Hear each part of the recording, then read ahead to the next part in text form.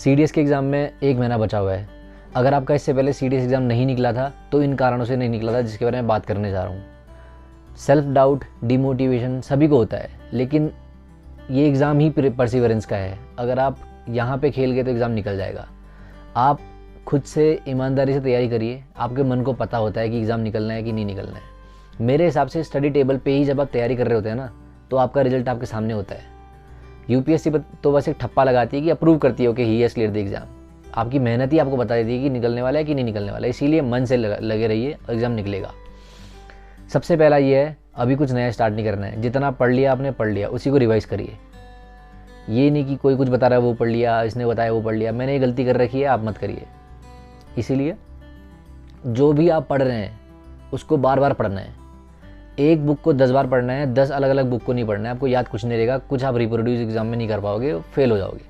इसीलिए गलती आप मत करो। एक ही बुक जो आपके पास, अगर नोट्स पढ़ रहे हो तो नोट्स से पढ़ो, अगर खुद के नोट्स पढ़ रहे हो या फिर आपको बुक से पढ़ने का तो बुक से पढ़ो, उसके क्वेश्चंस लगाओ, वही रिपीट करना है दोबारा बार बार। उसके बाद दूसरा, काफ़ी लोग स्लीप साइकिल अपनी मेंटेन नहीं कर पाते और इस हिसाब से एग्ज़ाम के दिन बेकार कर देते हैं। काफ़ी लोग दिन भर सोते हैं, रात भर पढ़ते हैं। बहुत लोग का होता है रात को 9 बजे से बैठते हैं पढ़ने। अच्छी पढ़ाई उसमें होती है, मानता हूँ, लेकिन एग्ज़ाम के दिन आपको नींद आएगी। इसीलिए लगभग 20 से 25 दिन पहले, यानी कि 1 महीने पहले ही आप ऐसा करिए कि सुबह उठना चालू कर दीजिए, क्योंकि एग्ज़ाम 9 से 11 होता है। आपको 8 बजे तो निकलना ही पड़ेगा घर से, जो भी होगा वो। तो 9 से 11 रहता है, तो 9 से 11 के टाइम के गैप में ही आपको इंग्लिश की तैयारी करनी चाहिए। इसीलिए स्लीप साइकिल पे काम करिए। एग्ज़ाम के दिन नींद आएगी तो पूरे 6-7 महीने का आपका इतना टाइम वेस्ट होगा, सब एनर्जी, रिसोर्स सब कुछ वेस्ट हो जाएगा, एग्ज़ाम नहीं निकलेगा। इसीलिए 9 to 11 इंग्लिश का है तो 9 to 11 इंग्लिश की तैयारी करनी है। उसके बाद हर सब्जेक्ट का अपना एक टाइम है, जो मैं बता रहा था इससे पहले। जैसे इंग्लिश का है 9 to 11 ही क्वेश्चन पेपर आपको अटेम्प्ट करना है। 9 to 11 आप इंग्लिश के MCQ सॉल्व करेंगे तो एग्ज़ाम के दिन 9 to 11 आपका दिमाग तैयार रहेगा कि मैं डेली करता हूँ, आज भी कर लूँगा विदिन 2 आवर्स। उसके अलावा GS के लिए जैसे 12 से 2 है, 12 to 2, तो 12 to 2 ही आप प्रीवियस क्वेश्चन पेपर मार्क करिए टॉपिक पढ़ने के बाद। और फ्री टाइम में आप बाकी चीज़ करिए, कुछ रिवीजन करना है, जो भी हो। सिर्फ 9 से 11 और 12 से 2 का टाइम स्लॉट इस चीज़ के लिए रखिए। Aspirants fail to clear the exam due to lack of revision. अगर वो रिवीजन नहीं करेंगे तो एग्ज़ाम नहीं निकलेगा, because this exam is an exam of facts. आपको याद रखना है कि गांधी जी 1930 में कहाँ थे, पूर्ण स्वराज कब हुआ था, फर्स्ट स्वराज कहाँ था, चंपारण क्या था, खेड़ा में क्या हुआ था। ये चीज़ आपको जो पता रखना है वो फैक्ट्स ही हैं। अगर आप रिवीजन नहीं करेंगे बार बार तो आप एग्ज़ाम में रिप्रोड्यूस नहीं कर पाएंगे, with the result of which you will not be clearing the exam. इसीलिए बार बार रिवीजन करना है। CDS is a game of perseverance. Daily वही चीज़ करनी है आपको, साइकिल में, लूप में, कि डेली यही पढ़ना है, यही रिवीजन लगाना है, 9 to 11 क्वेश्चन लगाना है, 12 to 2 एक लगाना है, तभी एग्ज़ाम निकलता है। नहीं तो बहुत लोग बैठे हैं जो बहुत ज्ञाता है लेकिन नहीं निकल पाता एग्ज़ाम। उसके बाद practice MCQ as much as possible, क्योंकि सिर्फ रिवीजन करके आपको कुछ नहीं मिलने वाला। अगर आप MCQ लगाएंगे तो आपका 2 चीज़ उससे होगी।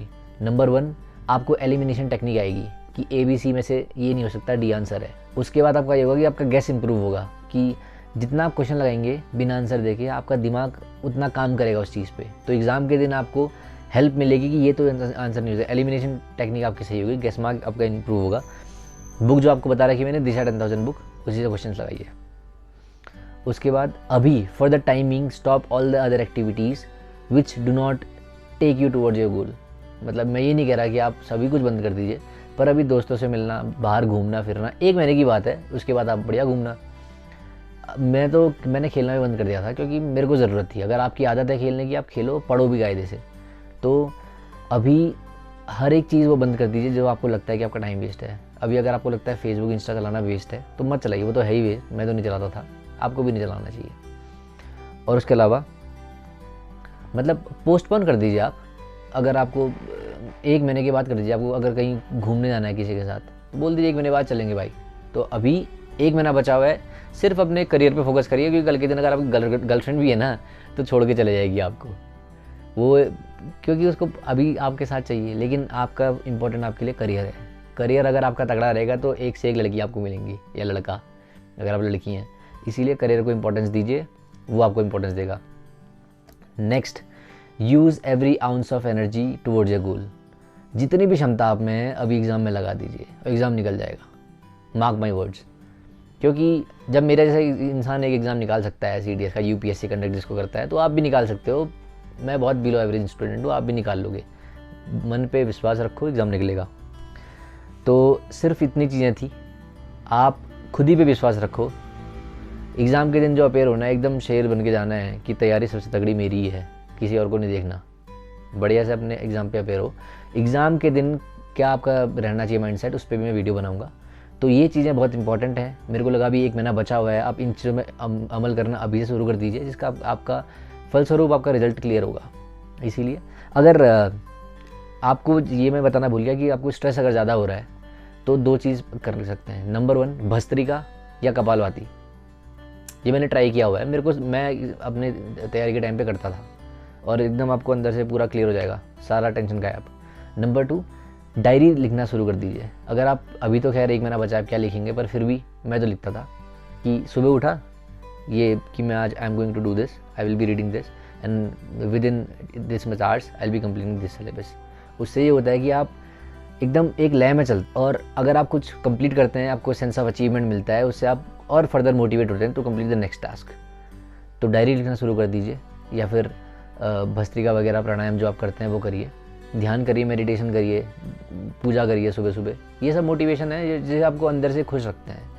तो 1 महीना बचा है, खुद पे मेहनत करिए, फालतू कुछ काम मत करिए जिससे कि आपका ध्यान इधर उधर भटके और आपका एग्ज़ाम के दिन बेकार हो, क्योंकि लोग आपका रिजल्ट देखते हैं, ये नहीं देखते कितनी मेहनत करी। जब मेरा एग्ज़ाम नहीं निकला था ना, तो मेरे गांव वाले मेरे बहुत मज़े लेते थे कि कहाँ दिल्ली गया तैयारी करने, कुछ निकलता नहीं है इसका, ये है वो है। लेकिन जिस दिन एग्ज़ाम निकला तो सबकी बोलती बंद। आप भी करिए, एग्ज़ाम निकलेगा। All the very best. जय हिंद।